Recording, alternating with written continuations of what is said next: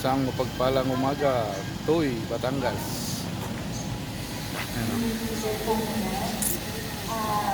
Parokya di San Vicente Ferrer, Tuy, Batangas.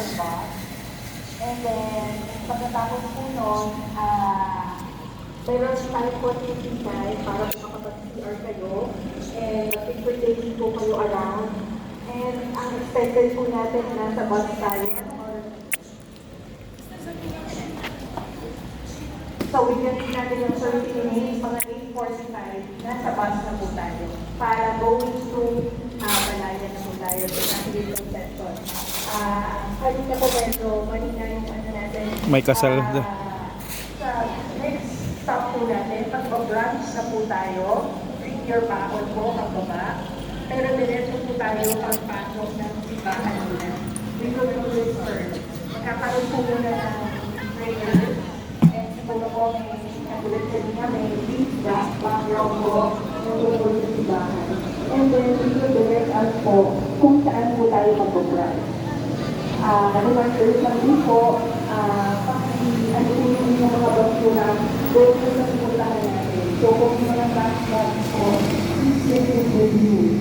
So kung tayo mag-iwan ng basura, kung saan po tayo mag-branch o mag-branch mamaya. Okay po? So yun. So may I call on yung mga nasa van po muna. Yung mga nasa van, yung po muna ang mag-picture taking. Ang nasa van po. Father Reggie, sama po kayo sa picture taking.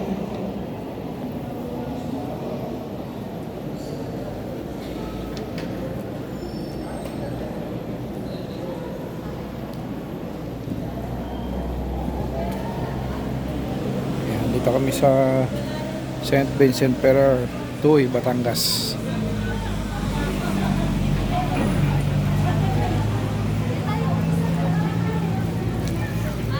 Muli po kung tayo dito kasama ko the other van, no po ba? No po ba? Sige na po na. Sama na po kayo. Van po dito po niya.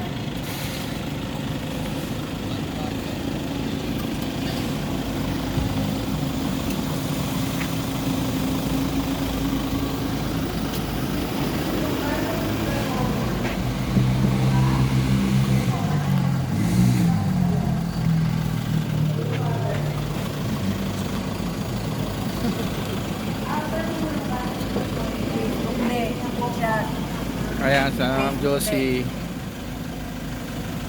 Facebook, mahilig sa Facebook.